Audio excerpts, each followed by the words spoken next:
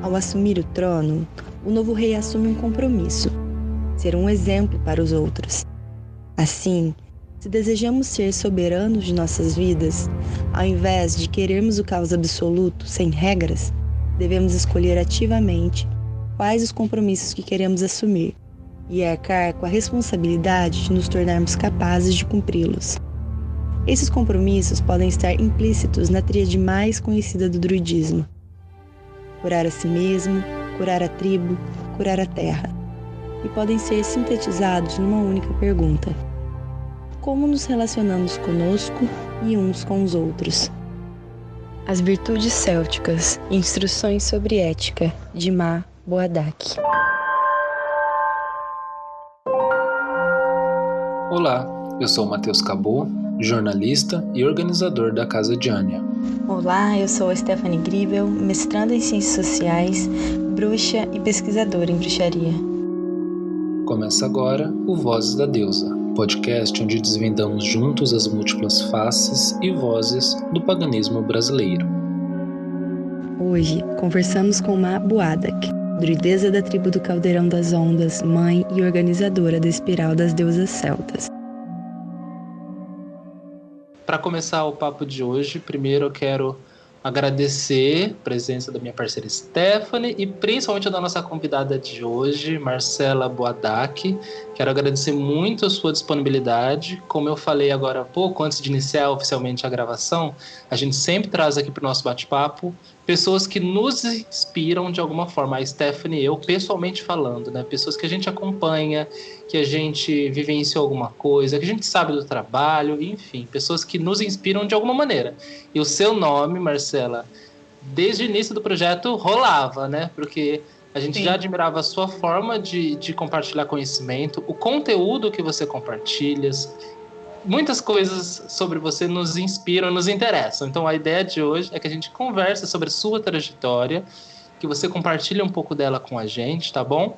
Mas eu quero começar primeiro com uma gratidão e que você também, nesse comecinho ao básico, né, se apresente, diga quem você é, de onde você vem. Bom, eu primeiro quero agradecer o convite, me sinto honrada, né, de ouvir essas palavras tão gentis vindas de vocês, né? É uma responsabilidade muito grande saber que eu sou uma inspiração para as pessoas, que meu trabalho inspira as pessoas, né? E a gente fica feliz, mas também sente o pezinho da responsabilidade, né? Então é muito gostoso isso. Bom, eu sou a Marcela Oliveira, mais conhecida pelo meu nome druídico Ma Boadak, né? Eu sou de Salvador, Bahia, sou druideza da tribo do Caldeirão das Ondas, sou ouvidora do Conselho Brasileiro de Druidismo e Reconstrucionismo Celta e sou facilitadora do Círculo de Mulheres Espiral das Deusas Celtas, onde a gente faz um trabalho unindo espiritualidade celta e sagrado feminino.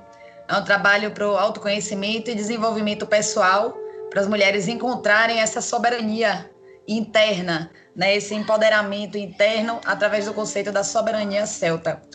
Então é isso que eu faço, sou terapeuta xamânica também, trabalho com sound healing, com cone hindu, com algumas técnicas de cura, umas técnicas terapêuticas. É isso, um pouquinho. Eu vou aproveitar e compartilhar com o pessoal que está ouvindo que eu conheci a Marcela num encontro brasileiro de druidismo e reconstrucionismo celta de 2018, assistindo a sua palestra sobre uma visão feminista das deusas galesas, se eu não me engano, galesas, gauleusas, né? E aí, desde então, eu falei, Stephanie, você precisa conhecer uma pessoa. E aí, desde então, a gente começou a compartilhar. É legal você falar dessa palestra, porque foi realmente a palestra que eu botei minha cara, né, para as pessoas me conhecerem. Foi quando eu digo, olha, eu tenho um trabalho para fazer com as mulheres e essa visão feminista sobre os mitos, né? Então tá na hora já de começar a falar sobre isso, e ali foi o primeiro momento, em 2018, que eu me abri mesmo para mostrar essa visão diferenciada, né, que eu trago. Então, que legal que a sua memória, a sua primeira memória comigo é desse momento, e foi um momento muito importante para mim também. Realmente, o Matheus falou muito bem da palestra, e ele ficava, você precisa conhecer. E aí, acho que no ano seguinte, a gente foi para a Convenção de Bruxos e Magos em Paranapiacaba. E aí foi aquele ano que teve paralisação, a greve dos caminhoneiros. E aí, Paranapiacaba tava um caos, um monte de palestras sendo canceladas, né? Mas você tava lá. Eu lembro de acordar cedinho e o Matheus assim, não, você precisa ir, você precisa ir. Aí ele ainda virou e falou assim, eu não vou porque eu sou homem, era também uma coisa voltada às mulheres, não, você vai que você vai achar incrível. E realmente, assim, para quem está ouvindo, procurem o trabalho da Marcela, principalmente as mulheres, assim, porque é muito, muito inspirador. E dá justamente nessa perspectiva do feminismo dentro do druidismo, dentro dos mitos, das histórias das deusas, que às vezes falta, né? Assim, esse chamado das mulheres, assim, essa coisa mais selvagem. Eu acho que a gente precisa cada vez mais se conscientizar, né, do papel social que a gente tem, né, do papel político que a gente tem. Então tem alguns temas que a gente precisa incorporar na nossa vida com mais naturalidade.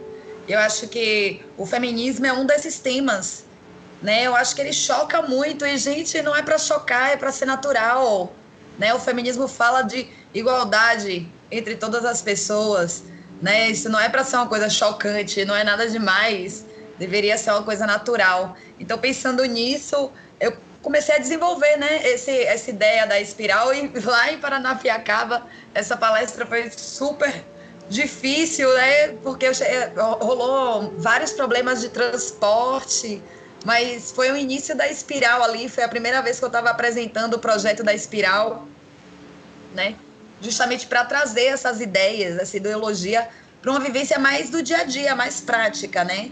O foco da espiral é esse, é desenvolver a espiritualidade no dia a dia, né? E a gente traz esses assuntos, eu trago esses assuntos políticos, de empoderamento da mulher, do lugar da mulher na sociedade, do lugar da mulher na religião, né? Onde a gente quer estar e onde a gente está agora, né? Que lugares a gente quer ocupar. E eu acho que essas deusas, elas trazem essa força, né? Da gente decidir o que a gente quer fazer e da gente ocupar o lugar que a gente deseja e merece, né? Sendo respeitadas por isso.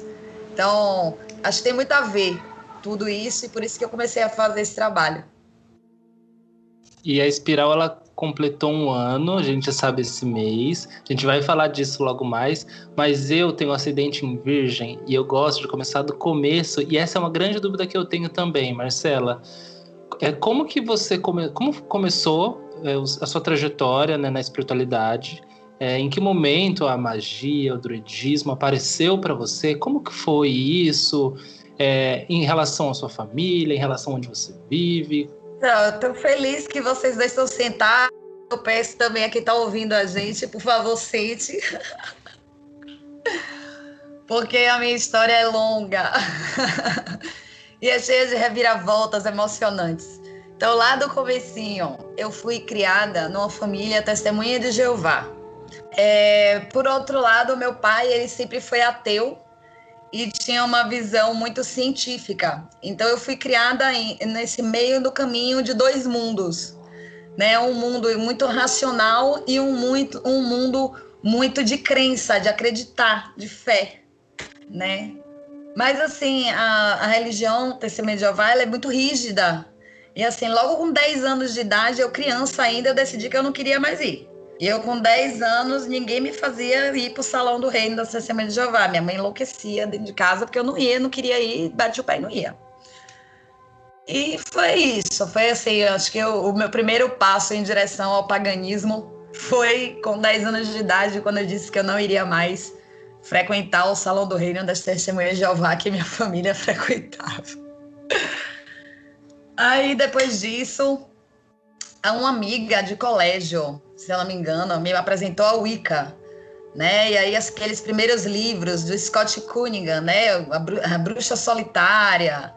Acho que boa parte da galera da minha geração iniciou nessa fase, né? Quando a Wicca chegou aqui, tinha as lojinhas da Além da Lenda, né? Eu frequentava a loja da Além da Lenda aqui de Salvador. E assim eu fui conhecendo um pouquinho do cenário pagão aqui, mas muito incipiente, assim, ainda. Eu tinha 13 anos, eu era uma menina, uma criança praticamente, né? Não tinha muito conhecimento e não tinha muito autoconhecimento também para entender. Então, nesse início, eu acabei me metendo em algumas roubadinhas, né? Por inexperiência, por não conhecer outras pessoas.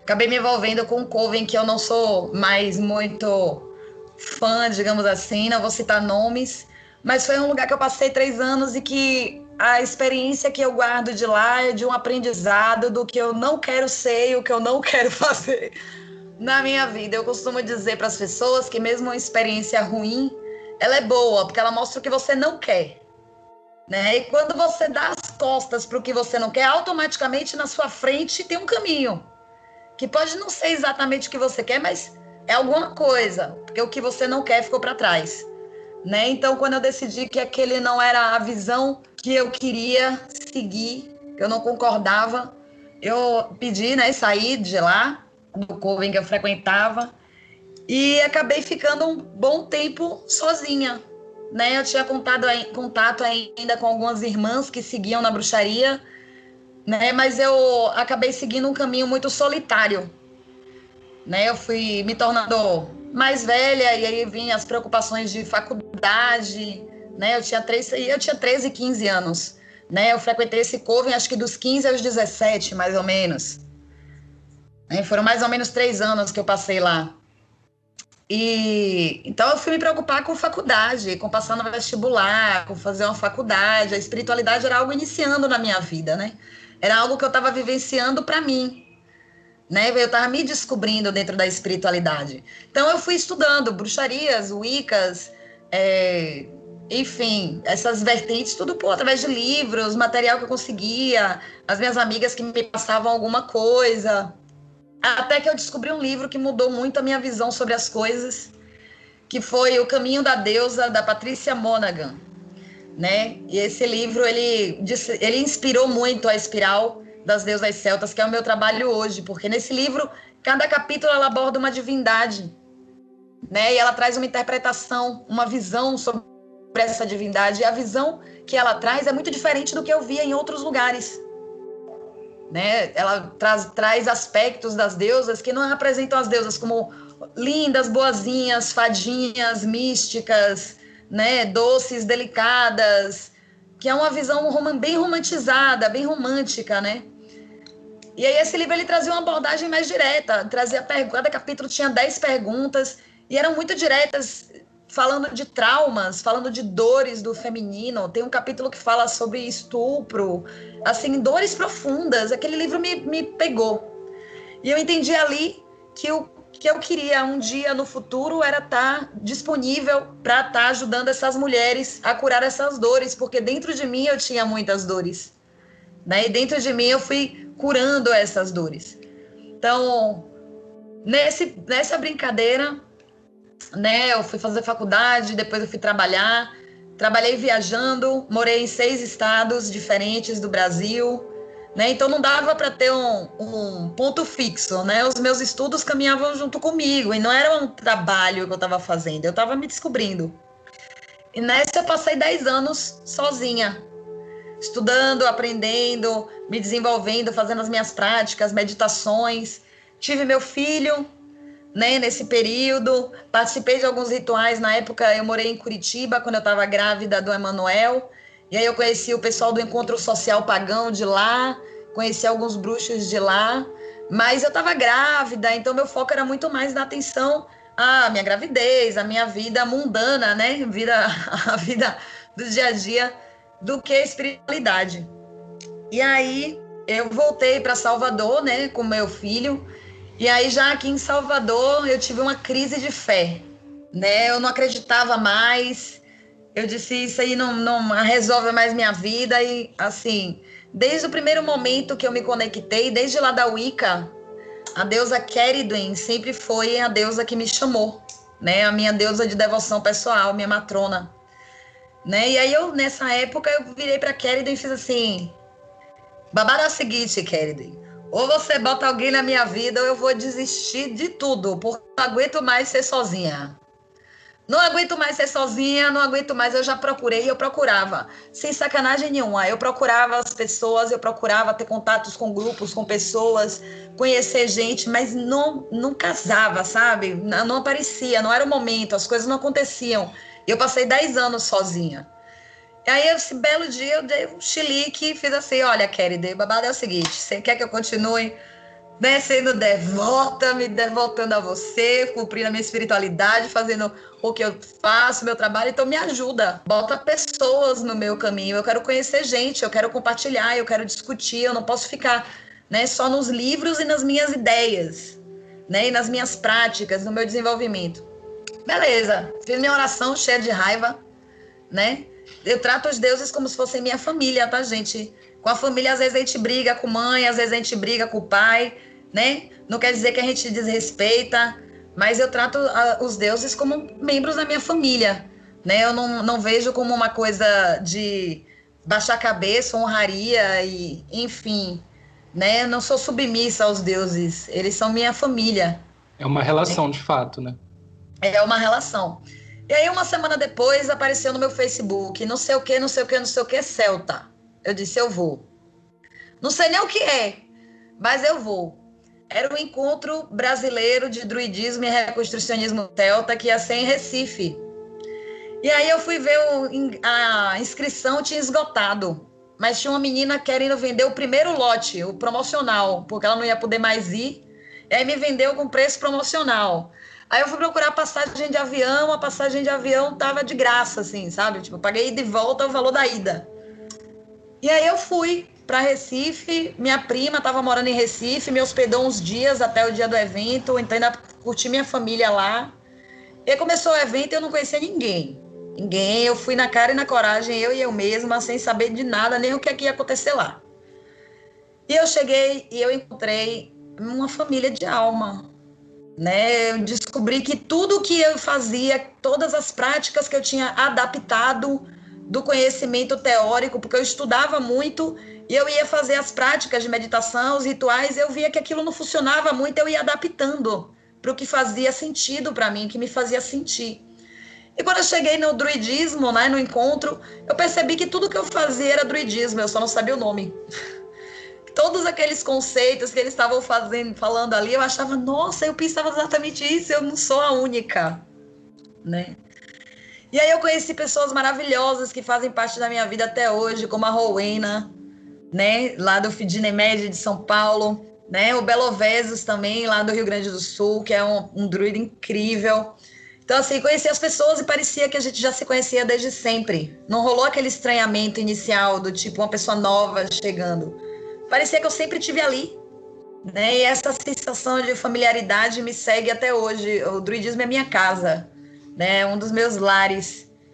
E aí, meu pai, quando eu tinha 17 anos, que eu comecei a estudar os celtas, né? Quando eu saí daquele coven, o meu pai foi estudar também e ele me deu um nome em irlandês antigo, que ele pesquisou e tal, para saber onde é que a filha dele estava se metendo. E meu pai, muito inteligente, adora estudar línguas e, enfim, ele me deu o meu nome, Mabuadar Ingenekni, né, que vem do irlandês antigo, são os epítetos de Bridget, né, Mabuadar, Má vitoriosa, Ingenekni, filha da sabedoria.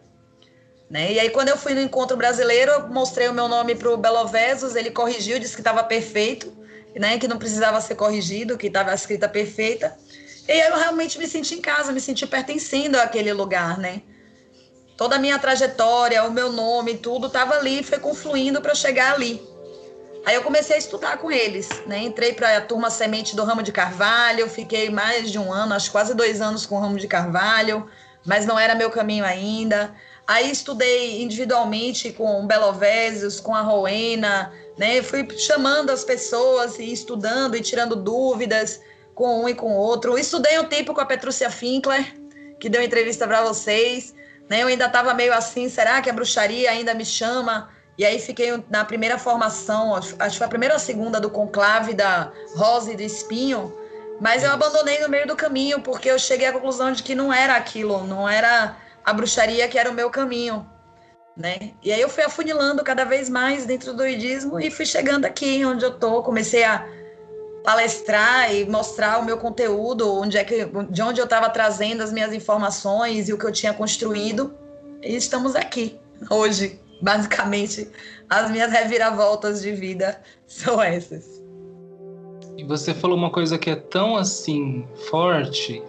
Lá no início você diz que tentando encontrar o seu lugar, passou por um coven que talvez não era o seu lugar, e a gente vê esse relato em muitas experiências, né? Principalmente porque a bruxaria ela é muito viva, então tem muitos grupos, muitas formas de fazer, de enxergar, de vivenciar, enfim. E como é importante o momento em que você chega num lugar que você reconhece e que você é reconhecido, né? Que é esse sentimento de pertencimento. Acho que é o que todo mundo busca, esse lugar de pertencimento. E quando eu fui pro EBDRC também em 2018, eu fui igual a você, eu não conhecia ninguém. Cheguei porque foi, né, aqui no Rio, então para mim foi muito mais barato e fácil, né?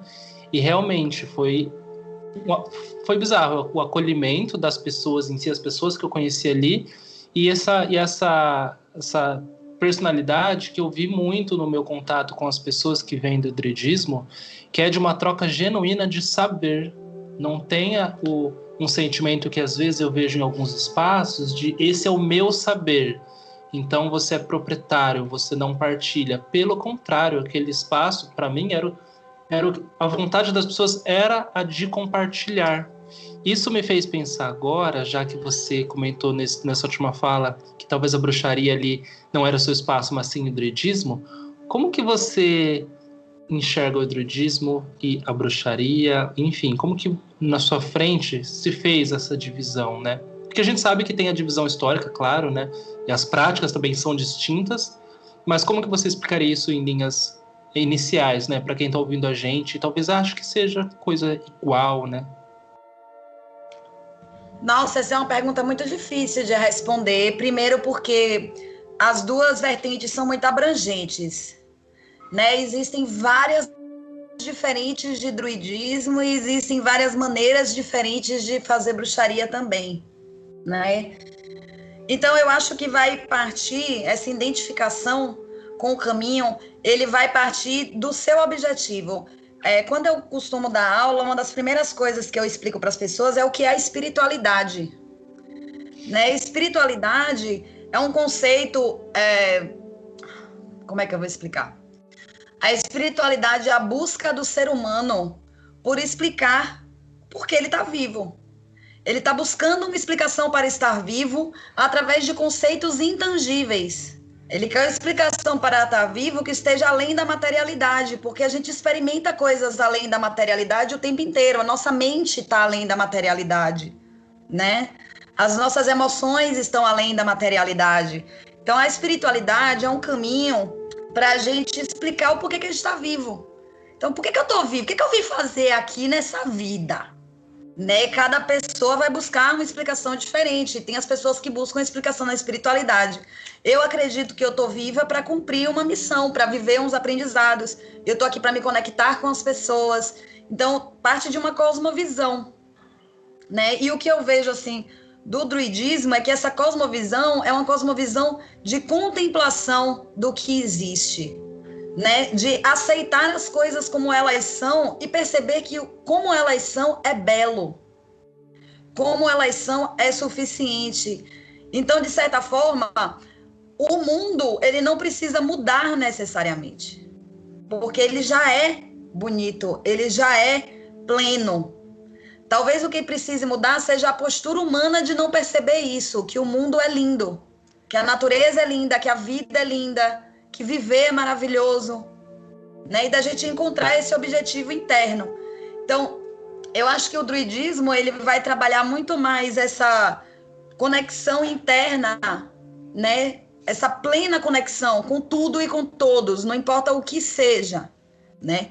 E a bruxaria ela vai dar um enviesamento, né? As bruxarias diferentes enviesam por caminhos diferentes. Qual é a experiência que você quer ter? Né? Então, eu acho que são experiências diferentes, né? E mesmo dentro das bruxarias, você tem bruxarias diferentes. Então, acho que parte muito de a gente se autoconhecer e descobrir quem você é. O que é importante para você. Para mim, é extremamente importante essa conexão abstrata com a natureza, essa conexão filosófica com a natureza, com os ciclos, com as emoções, essa poesia que eu vejo. Isso é muito do druidismo, né? Mas a gente tem bruxarias ou magias que são bem racionais, cerimoniais, litúrgicas, ritualísticas, né? Que você precisa ter o horário certo do planeta certo, no dia certo, com a posição certa dos instrumentos. Então, são técnicas, ferramentas diferentes para você alcançar conexões diferentes, né? Então, eu vejo muito por esse ângulo, né? O método do druidismo, para mim, de conexão, é um método que me deixa muito livre para eu ser quem eu sou. Então, eu posso me conectar e fazer minhas meditações simplesmente ao caminhar, olhando o céu. Eu não preciso de uma série de instrumentos ou de um espaço específico, de um horário específico para fazer essa conexão. Não estou dizendo que precisar disso é ruim. Eu estou dizendo que são métodos diferentes para objetivos diferentes, né? Então, qual é o seu objetivo com a espiritualidade? Como é que você interpreta o mundo, né? Como é que você vê a sua missão aqui? O que é que você veio fazer aqui? Você veio sentir prazer? Vivenciar o prazer. É uma viagem, é uma maneira de ver as coisas, né? Tem a bruxaria estática, né? Do êxtase, né? De sentir o prazer no corpo e da autopossessão e de estar em si, na plena presença. Essa é uma maneira de ver o mundo, né? E a maneira do druidismo, para mim, é essa maneira de ver tudo como interligado, uma grande teia que liga tudo, né? Muito ligada aos conceitos da ecologia profunda, né, muito ligada a alguns conceitos científicos, como da teoria Gaia, do James Lovelock, né, de que tudo está interligado para a manutenção da vida, né? Então, essa interligação entre tudo e perceber essas relações, para mim, é o que me atrai no druidismo, né? É onde eu me encontrei. E aí eu queria saber, então, quando que o feminismo ele surge e quando ele passa a fazer parte, né, da bruxaria, do druidismo, da sua prática, assim, como que o feminismo surge na sua vida e como ele passa a fazer parte da sua espiritualidade? O feminismo surgiu quando eu tinha 10 anos de idade e eu disse que eu não ia mais obedecer e que a partir dali eu não ia obedecer mais, eu não ia mais ser submissa e simplesmente obedecer porque alguém estava mandando. Eu acho que o feminismo entrou aí, quando eu descobri que eu tinha um poder interno de dizer não para as coisas que eu não queria e que eu queria ser respeitada por isso, né? E aí, crescendo como uma mulher, como todas as mulheres crescem, a gente acaba vivenciando muitas situações de violência, né? Algumas mais pesadas, algumas mais leves, né? E dentro dessas situações de violência, eu passei por algumas, né? E isso foi me mostrando que, assim, as mulheres precisam se empoderar, né? Então, eu já fui maltratada no trabalho simplesmente por ser mulher, né? Ou em relações amorosas, pelo homem achar que mulher é menor, tem que obedecer, tem que baixar o tom de voz para ele. E eu tenho esse tom de voz que vocês conhecem, né? Então, assim, falar baixo para mim é difícil. Isso incomoda muito os homens, né? Os homens tóxicos, né? Vamos deixar claro. Né? As pessoas que não compreendem, que não aceitam as outras, que querem que as pessoas sejam do jeito que elas querem, não aceitam as pessoas livres. Então, esse sempre foi um ponto de início para mim. Eu quero ser livre e eu quero mostrar que é possível ser livre. Ser livre com responsabilidade, ser livre com consciência. Eu acho que o feminismo ele me dá essa liberdade, ele me mostra que é possível ser livre respeitando as pessoas, respeitando o outro, porque a minha liberdade termina onde o da outra começa, né? Então, se todo mundo respeitar todo mundo vai ser livre. A gente está preso porque os outros, muitas vezes a gente está preso porque os outros não querem que a gente seja livre, né? O corpo da mulher livre é uma ofensa, né? Choca, é um tabu, né? A sexualidade livre é uma ofensa, choca, é um tabu. Então, eu queria ser livre. Então, o feminismo foi um caminho para eu alcançar essa liberdade, para eu buscar essa liberdade, para mostrar que essa liberdade é possível. E como a espiritualidade é o que define a minha vida, né? Eu acho que que existe de mais importante hoje na minha vida é a minha espiritualidade, que é isso que me conecta com tudo ao meu redor, né? O feminismo completou perfeitamente. Eu acredito que as religiões e as espiritualidades precisam ser, principalmente as modernas, elas precisam ser ativistas, precisam defender as minorias, porque a gente parte do pressuposto, do princípio da diversidade. Se eu sou politeísta, eu acredito na diversidade, a diversidade precisa existir. Então, como é que eu vou dominar as minorias, maltratar as pessoas? Não, a diversidade é primordial, é um princípio da natureza e precisa ser respeitada.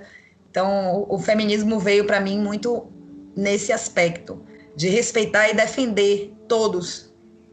E aí, um outro ponto que eu também fiquei aqui na minha cabeça é que, além de participar da IC que você comentou, você chegou anos depois a sediar também, né? A estar à frente de uma edição do Encontro Brasileiro de Druidismo e Reconstrucionismo Celta. Como que foi não só a parte da experiência prática disso, mas como que foi estar nessa posição, né, de gerir um espaço que para você foi tão importante? Foi um sonho, né? Tipo, desde que eu fui para o EBDRC, né, a sigla de Encontro Brasileiro de Druidismo e Reconstrucionismo Celta, EBDRC. Desde que eu fui a primeira vez que eu amei o evento, eu sonhei em sediar um evento. Então, desde que eu fui a primeira vez no EBDRC, eu disse, nossa, eu tô tão em casa que eu preciso muito também um dia sediar um evento desse. Então, eu comecei a trilhar o meu caminho, né? Fui estudar com os druidas, né? Me aprofundar até chegar lá em 2018 e fazer aquela palestra que foi a minha grande, digamos assim, estreia, né, do meu trabalho e do que eu penso lá em 2018, no Rio de Janeiro, no EBDRC do Rio de Janeiro. E aí lá no EBDRC do Rio de Janeiro eu fui para pedir justamente para o de 2019 ser aqui em Salvador, né? Eu queria trazer o encontro aqui para Salvador e fui atendida, né? Recebi o encontro em minhas mãos e planejei ele com muito carinho e foi muito difícil, né? Foi um ano muito incerto. 2018 teve a greve dos caminhoneiros. 2019 as pessoas ainda estavam bem, né, receosas. Tanto que foi um encontro bem intimista, né? Foram poucas pessoas, mas foi incrível. A gente alugou uma casa e a gente ficou hospedado, pessoas do Brasil inteiro, pessoas que nunca tinham ido para o encontro, e a gente convivendo ali, tomando café da manhã, almoço e janta, dividindo banheiro, assistindo palestra, sentado no sofá da sala, e depois rindo no gramado e brincando na piscina. Foi incrível.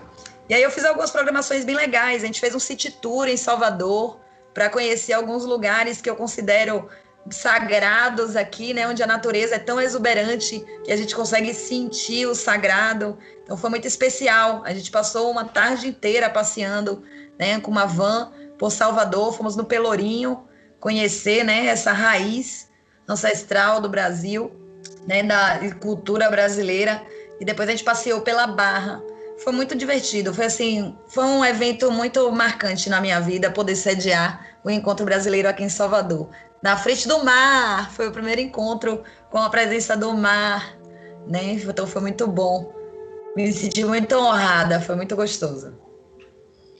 E aí em Salvador você tem o seu clã, né, que é a tribo do Caldeirão das Ondas. Tem outros grupos de druidismo aí também? Tem uma cena? Como que é? Não tem, eu sou a única. E isso que me deu também a vontade de montar o meu grupo, né? Então, há 3 anos atrás, eu disse, eu preciso encontrar outras pessoas aqui em Salvador para compartilhar comigo. Então, há 3 anos atrás, eu abri a primeira turma semente da tribo do Caldeirão das Ondas, né? E eu tive 2 alunos. O João, que está comigo até hoje na tribo, que é o meu braço direito, John McTee, né? João Lobo, que guia hoje a tribo junto comigo, né? Divide essa responsa, é meu suplente lá no conselho, super atuante nos grupos, né? E uma outra companheira que acabou não ficando com a gente. Aí no ano seguinte eu abri de novo a tribo, entraram outras pessoas, estudaram com a gente 1 ano, mas acabaram não ficando. Esse ano, ano passado, eu não ia abrir inscrição para a turma semente, para poder estruturar melhor a espiral, mas as pessoas apareceram. me pedindo para ensinar. Então, eu abri uma mini turma semente escondida, ninguém ficou sabendo. Não divulguei, justamente porque não era o meu propósito abrir a divulgação ainda. Mas a gente concluiu ano passado e eu tô com 2 pessoas agora pedindo a iniciação para entrar na tribo, né? Então, a gente vai estar em 4 pessoas muito futuramente. Somos um grupo muito pequenininho, muito fechado, inclusive, nas nossas práticas, mas estamos abertas também a receber pessoas e apoiar pessoas. Mas é isso, a tribo é a minha família, né? Não é uma escola. Acho que isso é importante de ficar claro, né? A tribo do Caldeirão das Ondas não é uma escola de druidismo, é a minha família, né? Então, para entrar para minha família, tem que mostrar que concorda, né, com o que a gente faz, com o que a gente pensa, tem que ter afinidade. Então, é um pouquinho diferente. E é por isso que eu forneço esses outros cursos e outras atividades para poder ensinar sobre druidismo, espiritualidade celta e sagrado feminino. Porque a tribo é a nossa famíliazinha. E aí, Marcela, a gente conversou contigo. Todo episódio, cada convidado traz uma citação para compartilhar com a gente. Então agora eu vou pedir para você ler a sua citação e depois dizer para a gente por que é que você trouxe essa passagem, o que ela significa para você. E aí pode ficar livre, à vontade. Bom, eu trouxe uma citação do livro Anankara, um livro de sabedoria celta, do John O'Donohue. Né? O John O'Donohue, ele é um pesquisador celtista, né? Doutor em teologia, e os escritos dele traduzem assim a alma celta, a filosofia celta, de uma maneira muito linda. E eu gosto muito dos livros dele. E esse daqui é o meu favorito, é o meu livro. E eu gosto particularmente dessa passagem aqui, que fala o seguinte: a ideia de a vida humana estar abrigada em um corpo é fascinante. Por exemplo, quando as pessoas visitam a nossa casa, elas vão fisicamente. Elas levam todos os seus mundos interiores, experiências e lembranças. Enquanto nos visitam, as suas vidas não estão em outro lugar. Estão totalmente ali conosco, diante de nós, estendendo-se para nós.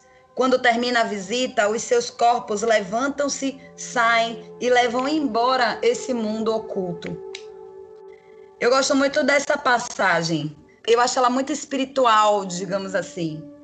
A gente parar para pensar que existe um mundo único dentro de cada pessoa. O mundo que existe dentro de mim, da minha cabeça, das minhas emoções, ele é único, não existe nenhum outro igual. E o fato da gente, por exemplo, estar reunido aqui, nós 3, são 3 mundos que pararam tudo, não existe mais nada, existe apenas o aqui e agora, onde se encontram 3 mundos, 3 realidades plenamente diferentes, completamente diferentes, e a gente se conecta. E isso para mim é espiritualidade. É a gente entender que a gente é sagrado, que a gente tem uma alma dentro desse corpo, que é um mundo, uma realidade inteira, que é completamente diferente de uma pessoa para outra. Então, como não amar a diversidade, se cada pessoa é um mundo? E quando eu abro a porta da minha casa e as pessoas vêm à minha casa, elas estão trazendo o mundo delas para dentro da minha casa. Ou eu estou levando o meu mundo para dentro da casa delas. Isso é espiritualidade para mim. É saber que aonde eu vou, eu estou levando tudo que eu sou, tudo que eu acredito, tudo que existe. Para mim, é isso. E como que é o seu mundo, Marcela? Meu mundo é o caldeirão de Keridui, caótico, borbulhante. Um monte de possibilidades, um caos absurdo lá dentro, fervendo, borbulhando. Em algum momento sai uma faísca de luz lá de dentro e se manifesta e revela toda a beleza que estava ali dentro, escondida naquele caldeirão todo misturado. Eu acho que é meio isso.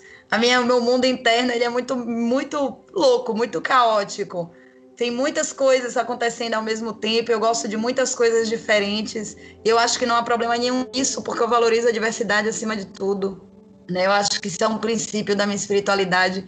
Então, pode existir dentro de mim diversas Marcelas, né, com opiniões diferentes, inclusive, que batem boca dentro da minha cabeça. E tá tudo bem, porque essa discussão ela é benéfica, ela me faz ver por ângulos diferentes, e aí eu escolho o que eu quero expressar, quem eu quero ser, o que eu quero mostrar para o mundo, a partir desse debate interno, dessa diversidade interna. Se eu percebo que dentro de mim existem várias possibilidades, eu posso escolher a possibilidade que eu quero viver. Marcela, eu tô com uma fagulhinha desde o começo do papo, que eu tô aqui, ó, falei, peço, não peço, peço, não peço. Mas, assim, tá muito forte essa fagulhinha, pequeno chamado, que você é uma contadora de histórias. Conta pra gente um pouquinho de Ceridwen. Conto sim, conto sim. Bom, Ceridwen é uma deusa do país de Gales, né? A fonte primária de estudos sobre ela é o texto chamado Hannes Taliesin, que consta como um conto extra em algumas edições do Mabinogion, que é uma coletânea de contos medievais dos mitos galeses, escrito por Lady Charlotte Guest entre 1838 e 1849. E essa história de Ceridwen, acredita-se que esse mito foi escrito para explicar a existência de uma pessoa tão fantástica que só poderia ser filha dos deuses, que é o bardo Taliesin, que foi um dos maiores bardos da Britânia, né? Ele foi chefe dos bardos da Britânia. E ele era uma pessoa tão fantástica que ele só podia ser filho dos deuses. Então acredita-se que esse mito Hannes Taliesin é um mito, né, uma contação mitológica que explicaria o porquê Taliesin é uma pessoa tão incrível, tão iluminada, tão sábia, né? Então a história conta que Ceridwen era casada com Tegid de Voel, né, um gigante lá do país de Gales, e ela tinha 3 filhos. Algumas versões falam de 2, mas eu prefiro 3, porque 3 é celta, né? Boa parte da mística celta envolve a numerologia, principalmente o número 3, né? E o filho mais novo dela nasceu com deficiência, né? E ela sabia que na sociedade tribal daquela época, a gente está falando de povos que viveram lá atrás, né? 2000 anos atrás, celtas, por aí. Ela sabia que naquela sociedade, uma sociedade guerreira, uma sociedade que dependia da atividade física, né, ele ia ter dificuldade de se integrar. Então ela resolveu cozinhar uma poção que desse ao seu filho o dom da sabedoria, porque assim ele teria um lugar entre os homens. Ele podia não ter as habilidades físicas, mas ele teria um conhecimento que garantiria a ele um lugar na sociedade. E essa poção, para cozinhar essa poção, ela precisava ficar 1 ano, né, cozinhando no caldeirão. E todos os dias ela saía para coletar ervas e para colocar as ervas certas. Sabe aquilo que eu falei? Do horário certo, dos planetas certos, das ervas certas, na estação do ano certa, na lua certa. Bem magia cerimonial, ela tinha que fazer isso. Então ela não ia poder ficar vigiando o caldeirão o tempo inteiro. Então ela contratou 2 pessoas. Um menino, Guiambá, para mexer o caldeirão, e um cego, Morda, para alimentar o fogo. E nisso, eles ficaram nesse trabalho durante 1 ano. Ela saía para coletar ervas, Guiambá mexia o caldeirão, Morda alimentava o fogo. Estava chegando perto da data que o caldeirão iria expelir a magia dele, que seriam 3 gotas de sabedoria que iriam pular do caldeirão, e todo o resto do caldeirão era veneno. E ela saiu uma última vez para coletar as ervas e deixou o menino Guiambá mexendo o caldeirão. Só que quando ele mexeu o caldeirão, as gotas pularam do caldeirão na mão dele e queimou. E qual é a nossa primeira reação quando a gente sente o queimado? A gente bota na boca, tá quente, né? Vamos tentar passar essa queimadura. Ele botou na boca, e quando ele botou na boca, ele ingeriu a sabedoria. E nesse mesmo momento, o caldeirão quebrou, espatifou, e todo o veneno foi se derramando pelos campos. O Guiambá percebeu que ele estava ferrado, que não ia dar certo aquilo ali, que ele não ia gostar, que ele ia tomar bronca, que ele ia se lascar todinho. Aí ele disse, eu não vou ficar aqui, eu vou me embora. Ele tinha adquirido a sabedoria e o conhecimento do caldeirão, então ele sabia tudo o que ia acontecer. Então ele resolveu fugir dela. E ele se transformou numa lebre e saiu fugindo pelos campos. E aí Kériden, que estava lá embaixo catando ervas, percebeu o veneno vindo pelas colinas, matando os cavalos, destruindo o rio. E ela soube na mesma hora o que tinha acontecido. Então ela voltou correndo, né, para o local onde ela tinha armado o acampamento para fazer a poção e só encontrou o cego, Morda. E ela estava puta de raiva, então ela deu porrada nele até o olho dele sair para fora da órbita. E ele, não fui eu, e ela não quer saber quem foi. E aí ele falou, foi o menino Guion-Ba, que inclusive fugiu. E aí ela percebeu tudo o que tinha acontecido, que Guion-Ba tinha tomado a poção e que agora ele tinha todo o conhecimento que ela tinha organizado para ser do filho dela. E ela sabia o que ele ia fazer. Então ela se transformou em um cachorro e começou a farejar e perseguir a lebre que Guion-Ba tinha se transformado. E ela foi se aproximando e chegando mais perto, e Guion-Ba foi percebendo que ela estava chegando e começou a correr mais rápido. E quanto mais ele corria, mais ela corria atrás dele. E ele correndo, e ela correndo, e ele correndo, e ela correndo, ele correndo, ela correndo. Ele olhou assim, meu Deus, ela vai me pegar, eu vou fazer o quê, ela vai me pegar. Ele viu um rio. Vou-me embora no rio, que ela não vai me pegar. E ele pulou no rio e se transformou em um salmão. Para se adaptar, já que ele tinha adquirido os poderes mágicos do caldeirão, ele tinha adquirido o poder da metamorfose, né, da transformação corporal. Ele se transformou em um salmão e saiu fluindo, nadando velozmente com o rio. E aí Kériden, né, ela olhou assim, você acha que você é salmão? Eu vou virar uma lontra e vou caçar você. E ela se transformou em uma lontra, e a lontra é um animal com habilidade aquática incrível. Né? E ela saiu nadando enfurecida atrás daquele salmão, e lontra atrás de salmão, e corre lontra, corre salmão, corre lontra, corre salmão, corre lontra, vai pegar. Guion-Ba disse assim, eu tenho que fugir. Vou para onde? Uma cachoeira.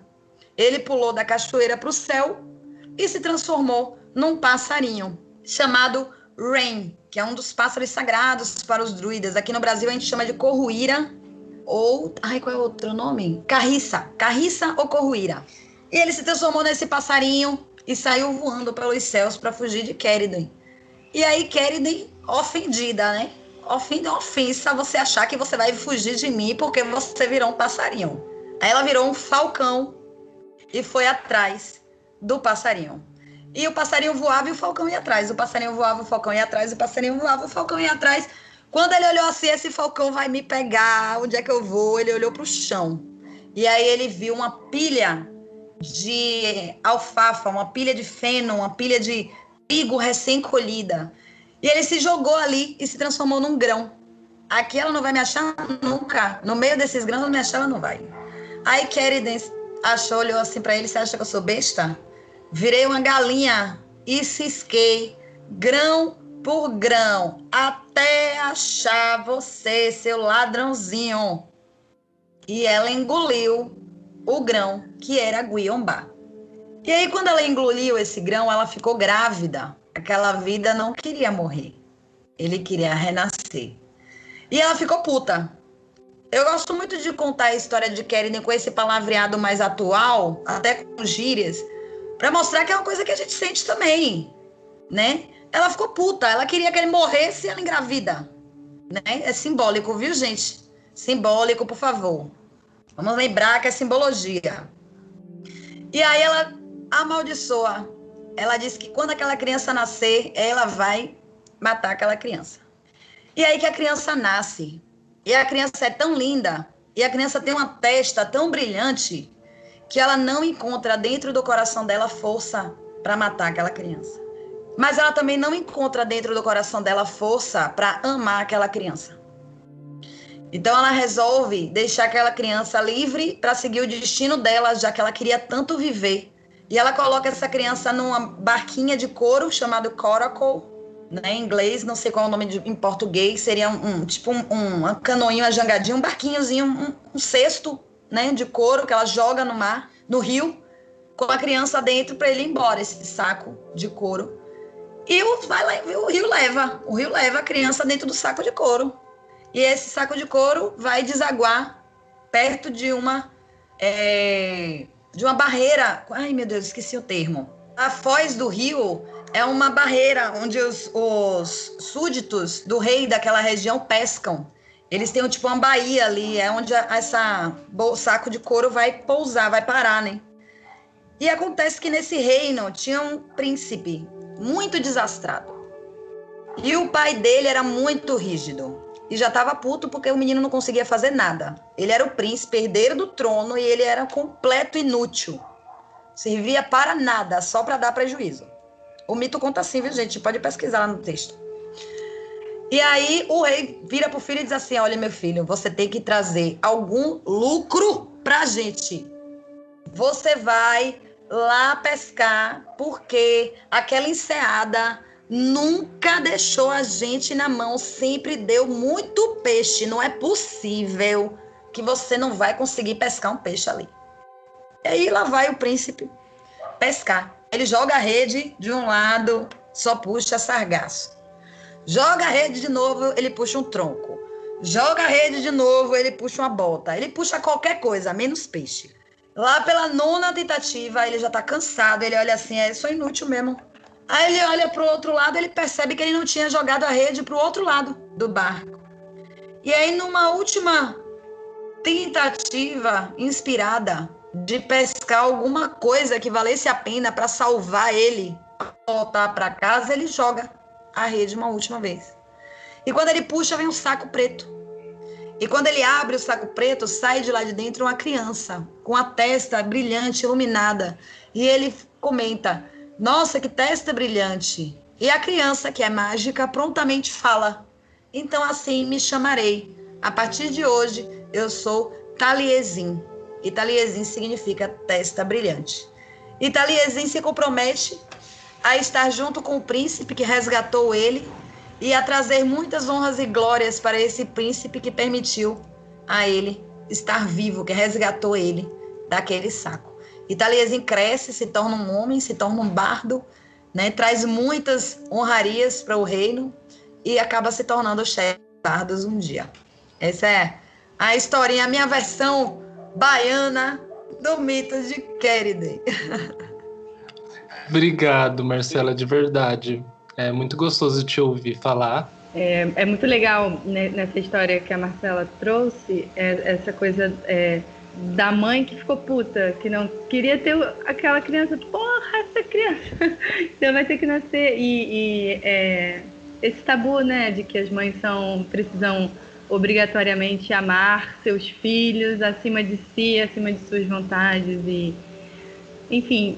mas eu estava já com essa pergunta na cabeça, porque eu queria saber para você como que é a maternidade, já que você disse que a sua espiritualidade ela é tão importante na sua vida, né? E aí várias outras partes da vida vão se cruzando, né? E aí como que a espiritualidade ela aparece, ainda mais assim você sendo uma druideza, mãe de um garoto, né? E aí feminista, e aí tudo isso se mistura num caldeirão muito louco, então... Queria saber sobre esse mundo da Marcela mãe, essa parte. Como criar uma criança feminista? Manual. Né? Vamos ler de Jamila Ribeiro. Eu acho que criar uma criança, maternidade é um assunto difícil, né? Porque, do meu ponto de vista, ele é um assunto diverso. Cada mãe é única, porque cada pessoa é única. Né? E a gente não sabe a mãe que a gente vai ser, porque quando a criança nasce uma mãe também. Né? É um aspecto da vida da mulher que a gente nunca imaginou antes. Né? Antes de engravidar, a gente não sabe o que vai acontecer. É o desconhecido pleno. Criar uma criança e estar de frente para esse abismo do desconhecido o tempo inteiro. Primeiro porque a criança ela é um indivíduo separado de você. Né? Uma vez que ela sai da sua barriga, ela vai se desenvolver para se tornar quem ela é. Não quem você quer que ela seja. Então, ter essa consciência é difícil. Ao mesmo tempo, a melhor coisa que eu posso fazer pelo meu filho é dar um bom exemplo, mais do que tentar ensinar diretamente alguma coisa para ele.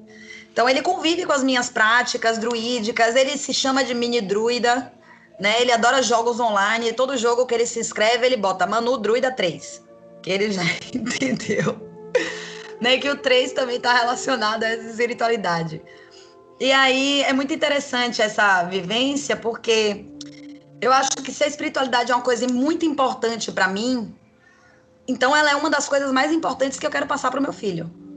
Se é uma coisa extremamente importante para mim, que me define como pessoa, que me define como ser vivente, como mulher. Então, é importante eu passar isso para o meu filho. É um legado que eu estou deixando para ele, de uma experiência positiva que eu tive. Filho, esse caminho é bom. Mamãe trilhou. Ele existe. Se você quiser, ele está disponível aqui para você também. Mas eu quero que ele seja quem ele quiser ser. E aí tem uma passagem interessante, que uma vez, né, eu sempre ensino, Manoel, eu já dei aulazinhas, mini aulazinhas, né? A gente vai pra praia, eu conto quem é Mano, conto as histórias, a gente passeia, eu vou contando as coisas. Ele já assistiu aulas da tribo do Caldeirão das Ondas, né? Já participou de atividades, a gente fez um Beltane enorme aqui uma vez, com crianças, umas 30 pessoas. E aí ele se divertiu bastante. Então, eu tento mostrar para ele, eu tento ser um exemplo. E isso passa por um processo de autoconhecimento muito profundo, de descobrir quem eu tô me tornando enquanto mãe. Porque não é um trabalho acabado, né? Não é uma caixinha, a Marcela mãe é isso aqui, ok, vou ler o manual e vou aplicar as técnicas do manual. Não existe isso. Existe todo dia acordar de manhã e pensar, nossa, como eu vou ser a minha relação com meu filho hoje, como eu vou me portar com ele, como eu vou tratar ele, como a gente vai viver junto, como vai ser essa convivência, né? E aí uma vez ele virou para mim, né? Porque eu sempre falo muito da espiritualidade com ele, de como eu vejo o mundo, até porque ele tem influência cristã em todos os lados, de todos os lugares. A gente passou por intolerância religiosa em uma escola, que ele era bombardeado, tentaram catequizar, evangelizar ele à força, foi um processo muito bizarro. Mas aí a gente mudou de escola e tal. E aí um belo dia ele virou para mim e fez assim, mãe, eu quero conversar com você. Aí eu, diga, meu filho. Aí ele, minha mãe, eu sei que você é druida, mas e se eu quiser ser ateu? Meu filho tem 10 anos. Aí eu virei pra ele, o que é ser ateu, filho? É não acreditar em Deus. Aí eu, e quais são os deuses que eu acredito? Aí ele parou assim pra pensar. Aí eu virei pra ele e fiz assim, filho, você lembra quando a gente vai na praia? Que a gente brinca com o mar? O mar é Mananã. O mar é divino, o mar é sagrado. Para mim, a divindade está ali. Eu acredito no mar. Então, para mim, o mar é Deus. Você acredita no mar? O que você acha disso? Você prefere não acreditar em Deus nenhum? Ou acreditar que o mar, a montanha, a cachoeira, o céu, a terra são deuses? Foi mais ou menos isso que eu falei. Falei numa linguagem adaptada para criança, mas foi mais ou menos isso. Aí ele parou, olhou, pensou. Aí fez assim, minha mãe, mano, não é o mar, né? Eu amo o mar. Eu não sou ateu, não. E aí eu fiquei encantada, né? Porque ele chegou a essa conclusão sozinho. Né? Ele que trouxe esse texto do ateu, do que é ser ateu. Né? Não é uma coisa que eu costumo falar em casa, porque eu sou religiosa. Né? E ele trouxe isso, ou seja, ele pensou sobre isso, ele pesquisou sobre isso, ele conversou com alguém sobre isso. E trouxe esse questionamento, e eu mostrei para ele que a natureza, para mim, é sagrada. O sagrado é a natureza. Os deuses estão na natureza, né? Dentro da espiritualidade celta, né? Lir é o mar, e Mananã Lir é o filho dele, o mensageiro que atravessa, né, os mundos de um lado para o outro, trazendo as mensagens e fazendo as nossas conexões. Então é importante para mim, para o meu filho, que o meu filho perceba isso, né? Que o sagrado está em todos os lugares, está na natureza, está no dia a dia, está conosco aqui. Todas as noites a gente reza para Brigitte, né? Ele tem um altar de Brigitte no quarto dele, ele reza, acende a velinha dele. Então a maternidade para mim passa por essas experiências amorosas, caseiras, domésticas, né? De rezar antes de pegar o alimento, de comer o alimento, né? Ou de acender uma vela antes de dormir, pedindo para Brigitte proteger o nosso sono, oferecer um cafezinho de manhã para os ancestrais. Então é menos místico, né? Eu acho que às vezes as pessoas se chocam um pouquinho, que elas chegam no druidismo, e quando a gente vive o druidismo como filosofia de vida, é menos místico, é mais real, é mais aqui e agora. O sagrado é um café, O sagrado é o vento que está batendo no meu rosto. O sagrado é o sol que acordou de manhã e entrou na minha janela. É um pouco diferente, é mais presença, é estar mais presente do que querer estar num outro mundo, né? Os celtas acreditavam que o outro mundo e esse são um só. Então, estão interligados, é tudo aqui e agora. Então, acho que cultivar a presença é uma coisa muito importante, né? Dentro da espiritualidade e das relações. É isso. Temos então a Marcela, contadora de história, Marcela druideza, Marcela mãe, feminista, Marcela devota de Kerben. E tem também a Marcela que gera um projeto aqui, é um que a gente destaca na sua trajetória. Apesar de ter 1 ano, completou agora 1 mês, já é um grande projeto, né? É um aniversário, é um filho seu, eu imagino, que é a Espiral das Deusas Celtas, né? Conta pra gente um pouquinho dessa experiência. Você já contou um pouquinho lá atrás, né? Como que isso meio que surgiu lá naquela palestra, naquela primeira palestra, né? Mas como que foi essa experiência de 1 ano? As pessoas que passaram por você, né? Pensando ainda mais isso que você trouxe pra gente, de cada pessoa é um universo. Olha quantos universos já passaram por você, que doideira, né? Como que é isso? Nossa, a Espiral foi um presente das deusas na minha vida. Eu não fazia ideia de que ia tomar a proporção que tomou. Inicialmente, o projeto se chamava Dançando Minha Lua, e era um projeto para reunir as mulheres na lua cheia, aqui em Salvador, presencial, para a gente vivenciar esses aspectos do feminino que as deusas representam e honrar, né? Celebrar esse feminino. E aí eu fiz algumas edições aqui em Salvador, mas ainda não tinha pegado, né? Não tinha público assim. E aí esse formato não deu mais certo. Aí no ano seguinte, em 2019, eu comecei a fazer a Espiral das Deusas Celtas presencial, que era uma vivência de um dia, né? Um dia inteiro vivenciando aquela deusa. Antes era só uma noite, né? E aí eu fiz algumas edições, foram 4 edições, mas também tive um público baixo. Aí eu inventei de tentar online. Não, vamos tentar fazer alguma coisa online. Aí eu montei a Fortaleza das Deusas Celtas. Foi se desdobrando, né? Que seria, na realidade, um curso de druidismo para mulheres, né? Então tinha mais conteúdo, né? Cada aula tinha mais conteúdo, porque além do trabalho das deusas, eu também trabalhava a teoria do druidismo. E aí eu fiz, eram 6 encontros, né? Eram 6 deusas. E aí teve umas meninas que me acompanharam, uma delas está comigo até hoje na Espiral, ela fez a Fortaleza e fez a Espiral também, que é a Meg e Sara, maravilhosa. E aí a gente fez a Fortaleza, que foram essas 6 aulas. E aí elas me pediram, você não vai fazer as outras deusas? Principalmente a Meg. A Meg foi uma grande impulsionadora da Espiral, porque ela me pedia muito para falar sobre Armide, que ela tinha uma conexão com Armide e que ela queria mais informação sobre Armide. Você não ia fazer uma Espiral para Armide, você não ia fazer um encontro para falar sobre Armide. E aí eu comecei a pensar que talvez eu pudesse falar mais sobre mais deusas e fazer um projeto mais longo, já que esse de 6 aulas tinha dado certo, né? Tinha sido bom, as meninas queriam mais. E aí eu comecei a pensar sobre isso. Só que, em paralelo, eu ainda trabalhava como cozinheira. Eu sou formada pelo SENAC, né? E trabalhei como cozinheira por muito tempo. E aí veio a pandemia. E eu estava trabalhando exclusivamente com eventos. E aí, da noite pro dia, eu fiquei sem ter o que fazer, profissionalmente, né? Fiquei em casa, presa, e aí eu disse, então agora o que era hobby vai ter que virar uma atividade mais elaborada, profissional. Uma atividade, vai ser a minha tentativa. A pandemia tá aí, eu vivo de cozinha, de eventos, como é que eu vou me virar?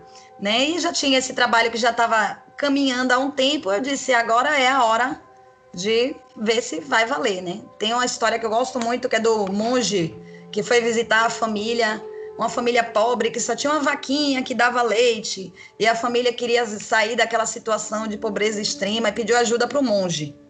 Aí o monge pediu para eles confiarem nele. Vocês confiam em mim? Confia. Aí o monge pegou a vaquinha e jogou do precipício. A única vaquinha que era o sustento daquela família. E foi embora. Anos depois ele volta e ele encontra uma mansão e uma família riquíssima, né? E a família bem de vida. E ele se assombra e faz assim: o que foi que aconteceu? Eu saí daqui e vocês viviam numa situação paupérrima, de pobreza extrema. E eu volto e vocês estão super bem sucedidos, prósperos. Aí o pessoal conversa com ele, né? A família conversa com ele. Sabe o que aconteceu, Monte? Quando você jogou a nossa vaquinha do precipício, a gente ficou desesperado. Desesperado, porque era o nosso único sustento. Mas quando aquilo foi embora, a gente percebeu que a gente precisava fazer alguma coisa para a gente se sustentar. E aí a gente começou a elaborar ideias e criar coisas novas. E deu certo, e deu tão certo, que deu mais certo do que o que a gente vivia antes. E essa historinha me inspirou muito nesse processo da espiral, do tipo, a pandemia tirou a minha vaquinha. Era um pouquinho que eu ganhava ali com cozinha, mas era o que sustentava a minha família, e do nada, de uma hora para outra, não tem mais. E aí eu olhei para a espiral e eu fiz assim: espiral, agora é eu e você. Agora esse trabalho vai vingar, então eu vou fazer o meu melhor. E aí eu fiz a primeira edição, que era para Blooded, seguindo ainda um pouco o formato que eu estava seguindo antes, para testar, para ver se ia ter público, e teve público. E aí as meninas pediram para continuar, e no mês seguinte eu fiz para Keridwen, né? Porque eu ligo as deusas aos ciclos das estações. Então a gente estava em março, né? O outono tinha chegado, então eu relaciono com o processo de Blooded. Aí a gente, em abril, né? A gente chega em maio, e aí tem o Samhain, que para mim é uma festividade que eu celebro para Keridwen. E aí a gente chega em junho e a gente tem o solstício de inverno, que é uma festividade que eu celebro para Rhiannon. E assim foi acontecendo. No auge do inverno a gente celebra Cailleach, em julho. E cada mês foi dobrando o número de participantes. E eu fui ficando assim: nossa, tá sendo muito rápido. E acho que em 7, 8 meses eu saí de 3 alunas para 37 pessoas no grupo. E foi assim muito rápido e foi muito inspirado, e eu entrei num fluxo de que todo mês eu tinha que produzir os materiais e estar em dia, e seguindo realmente um ciclo interno, um ciclo externo, conectado plenamente com a minha espiritualidade, de fazer os rituais, testar as práticas, montar uma apostila, né, com teoria, com prática, para ensinar para as meninas, para elas fazerem, para elas me darem um retorno. Então, a cada mês, a espiral ia crescendo, porque tinha essa relação entre as pessoas, entre quem estava ali querendo aprender e eu que estava querendo ensinar uma coisa diferente. E a gente chegou aqui 12 meses, né? E aí, lá pelas tantas, eu disse: o que as deusas querem é todo mês, né? Porque todo mês tem gente querendo. Então, montei o projeto inteiro, acho que logo no segundo mês, acho que com Keridwen mesmo, né? Minha matrona, ela já apertou minha mente. Já disse assim: Marcela, o negócio tá bom, então vai. E aí eu montei o projeto todo, né, que seriam 12 meses, 12 deusas, cada deusa, cada mês, seguindo ao ciclo da estação daquele mês. E a simbologia da estação daquele mês. Então, no verão, a gente vai trabalhar deusas que trabalham com temas relacionados ao verão. No inverno, a gente vai trabalhar com deusas com temas relacionados ao inverno. E eu fui construindo e o trabalho foi ganhando força. E eu fazia as minhas meditações e as deusas se manifestavam. E aí eu brinco com as meninas que a espiral para mim acontece um mês antes, que é o mês que eu preparo. O dia que eu dou a vivência, para mim, é o fim da espiral. Para elas é o começo. Mas nesse mês eu vivo tudo que eu vou falar. Então, se eu estou falando de liberdade, é um mês que eu vou me ver me sentindo presa, que acontecem milhões de coisas que questionam a minha liberdade. Se é um mês que eu vou falar de confiança, né? Por exemplo, com a Armide, a gente fala de confiança. Com certeza, naquele mês, tudo na minha vida, as sincronicidades que acontecem vão me questionar, vão ser desafios para eu aprender a ser mais confiante. E isso aí foi construindo a espiral, uma vivência coletiva minha, com a bagagem que eu já trazia, com o formato que eu já estava vindo e a experiência das meninas que estavam trazendo. E aí a espiral foi ganhando essa forma, que foi natural, não foi uma coisa pré-programada, pré-organizada. Eu digo que é, na realidade, as deusas que guiaram o trabalho, porque eu não teria pensado sozinha no projeto todo, do tamanho que ele ficou, do jeito que ele está. Eu escrevi 240 páginas para a Espiral das Deusas Celtas. Vai virar um livro, porque a cada mês eu produzia uma apostila de cerca de 20 páginas. A gente fez 12 deusas. Então eu já tenho 240 páginas de material escrito, né? E isso foi acontecendo num fluxo que eu fui levada, né? Eu simplesmente segui o fluxo e fui. E estamos aqui. E para o futuro? Para o futuro, eu já vou trazer um spoiler. Já deixar aqui o convite para vocês dois da Casa de Aine, para quando a gente chegar no mês que eu vou trabalhar com ela, vocês fazerem uma live comigo, que para esse ano eu quero aumentar muito o tamanho da Espiral, e uma das coisas que eu quero fazer é trazer entrevistas com convidados que falem sobre as deusas que a gente trabalha na Espiral. Então, quando eu chegar lá em Aine, eu vou chamar vocês para participar do projeto comigo. Mais uma vez, agradecer imensamente a você, Matheus, e todo o material que você forneceu para a Espiral. Fiquei muito feliz e muito honrada da Stephanie ter participado.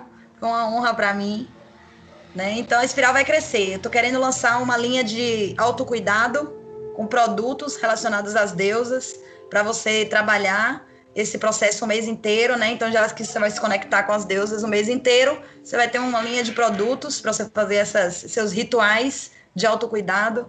Tem o livro deve demorar mais um tempo ainda, tá, gente? Acho que só vou lançar daqui a mais um ano, por aí, que eu ainda vou revisar todo o conteúdo, tem os capítulos iniciais e finais. Aí tem as lives, aí vai ter a linha de produtos. Eu quero fazer, se a pandemia deixar, né, as espirais presenciais, porque aí é um outro nível, né? A gente faz uma ritualística, é uma imersão, né, nessa energia, nesse egrégora, é diferente. E levar a espiral para outros lugares, né? Eu fui a São Paulo em dezembro, fiz uma espiral presencial lá, foi incrível. Foi justamente a Espiral de Aine, a gente tomou banho de ouro e penteou os nossos cabelos, como ela faz na beira do rio, entendeu? Ela penteia os cabelos dourados na beira do lago Log Cru, né? E isso deu inspiração para uma das práticas que a gente fez na Espiral de Aine, né? E aí a gente penteou os nossos cabelos honrando essa feminilidade. Tomamos nosso banho de ouro para brilhar como o sol que Aine é. Então eu faço as interpretações das deusas, aproximando elas para nossa vivência pessoal. Então vai acontecer muita coisa esse ano com a Espiral. Primeiro que agora tá fechadinho, né?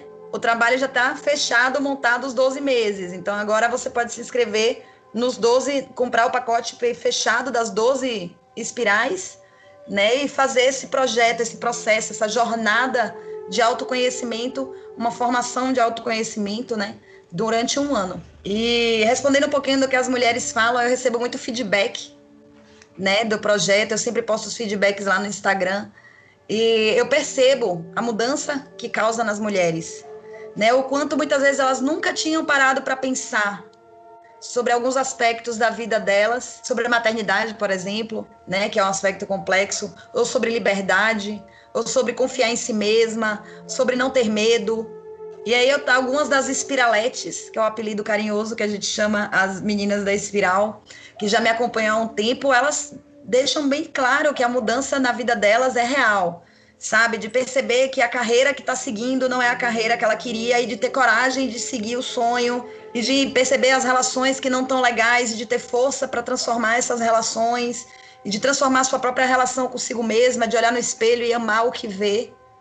Então eu recebo muitos relatos, né, das mulheres encontrando essa soberania dentro delas, esse amor por si mesmas, esse poder de governar a própria vida. É bem frequente as meninas me darem esses feedbacks, e eu fico muito feliz de receber eles. Primeiro, agradecer, obviamente, compartilhar experiências é um ato de generosidade. Eu falei isso no episódio anterior com a Lua, então quero agradecer você também por compartilhar esses momentos que você passou, contar um pouco de história pra gente, né? E o podcast, ele tem um nome que é Vozes da Deusa. As pessoas que a gente convida aqui, a gente encara como parte dessas vozes também, né? Mas para você, Marcela, o que é a voz da deusa? Como devota de Queriden, a voz da deusa é a Awen. A voz da deusa é a inspiração sagrada que está em tudo, que flui através de todos nós, que preenche a nossa alma e nos inspira a criar, a manifestar, a trazer para a realidade os nossos sonhos que estão na nossa cabeça, e às vezes a gente não tem coragem de trazer. A Auen nos inspira a trazer para o mundo essa beleza, essa poesia, né? A gente, no druidismo, a gente tem o conceito da Oran Mor, que é a canção universal, de que o mundo, na realidade, é uma grande canção, onde cada um de nós contribui com notas para essa música. E as nossas notas são as nossas atitudes, quem nós somos, a pessoa que nós somos, como nos relacionamos. E a gente, ao entender que tudo que a gente faz e tudo que a gente altera essa música do universo, essa harmonia do universo, a gente se questiona como eu quero contribuir. Eu quero contribuir para uma música harmônica ou eu quero contribuir para uma música dissonante, para um ruído. Né? Então, eu acho que a voz da deusa é a Auen, essa inspiração que chega no ouvido dos artistas, nos bardos, e preenche com tanta plenitude, com tanto sagrado, que a única possibilidade de expressar, de explicar aquilo é através da arte.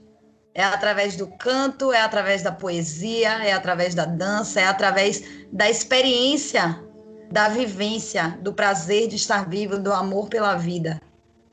Obrigado muito. Essa fala final também conversou bastante comigo, assim como muitas coisas que você falou aqui hoje. Eu tenho certeza que as pessoas que ouvem o podcast, eu gostaria muito de saber quem são essas pessoas, né, que vão lá, que ouvem. A gente vai ver nos numerozinhos dos episódios e certamente parte ou tudo do que cada um vem aqui compartilhar vai tocar para alguma pessoa de alguma maneira, né? Então, muito obrigado por estar aqui mais uma vez. Acho que é a 10ª vez que eu agradeço, mas é porque é verdade, né? A conversa ela só existe quando tem pessoas. Então, obrigado por vir conversar com a gente. Eu vou passar para a Stephanie fazer o agradecimento final. Depois ela passa para você, Marcela. E aí fica super à vontade também para passar suas redes, fazer o seu jabá, tá bem? E aí a gente finaliza. Então, super beijo. Agora eu vou passar para a Stephanie. Muito obrigada, Marcela, por ter aceito nosso convite e muito obrigada por você ter mostrado um pouco do seu mundo pra gente. Foi muito feliz pra gente, assim, esse episódio. A gente queria há muito tempo, né? E é isso que o Matheus falou. Todo convidado que a gente traz aqui, ele fala alguma coisa que pessoalmente nos toca muito. E eu tenho certeza de que essa demora é porque a gente precisava ouvir tudo que você nos trouxe hoje, né? Talvez se tivesse sido há 2 meses atrás, lá em janeiro, não ia impactar e não ia trazer... Não ia ser da mesma forma, né? Então, muito obrigada. E aí é isso, como as pessoas te encontram, como elas te acham, como elas podem fazer parte da Espiral, dá, assim, a direção para o pessoal que está nos ouvindo. Bom, eu acho que o canal que as pessoas me encontram mais facilmente é o Instagram, né? O meu Instagram, o meu perfil é @madruideza, MAH, druideza, né? No Facebook eu tenho uma página Espiral das Deusas Celtas, onde vocês também podem me encontrar, onde eu também respondo. Eu tenho o meu Facebook, Mabuada, que as pessoas sempre me procuram por lá também, né? Então sempre recebendo as pessoas pelo Messenger.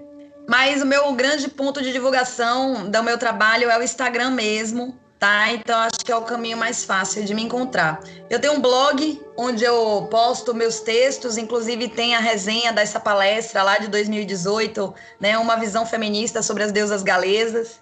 E tem das outras palestras também que eu dei depois, tem as resenhas e os resumos. Eu fiz parte também do projeto Mulheres da Magia, então tem uma série de textos que fizeram parte lá do projeto. Então, quem quiser ler um pouquinho do que eu escrevo, de como eu penso... Eu recentemente descobri que eu fui citada na revista da Obode de Portugal, há alguns anos atrás, eu não sabia, eu tô louca para comprar essa revista. Logo quando eu estava começando a escrever, eu apareci na revista da Obode, a Alfiusa, né, como indicação deles de blog para ler. E eu fiquei muito feliz de descobrir isso ano passado, agora no finalzinho do ano. E aí lá no blog eu posto esses conteúdos assim mais densos, né, uns textos maiores, um conteúdo mais completo, né, uns artigos mais elaborados. No Instagram eu posto mais citações, né, pequenos conteúdos, justamente para viabilizar a Espiral. Então, quem quiser participar da Espiral das Deusas Celtas, tanto eu vou estar disponibilizando esse novo ciclo agora, a partir de abril, tanto para a pessoa fazer o ciclo completo, como se quiser experimentar uma única vez, viver a experiência uma vez, eu vou continuar com essa metodologia também esse ano. Então, quem quiser fazer a jornada inteira vai fazer, e quem quiser fazer uma ou outra deusa que sinta mais afinidade também vai estar disponível. Aí todo mundo me acha lá pelo Instagram, @madruideza. Agradecemos a você que chegou até o final desse episódio e desejamos que possamos, juntos, fazer ecoar a magia. Vozes da Deusa é uma produção Casa Diânia. Acesse o nosso site casadiania.com.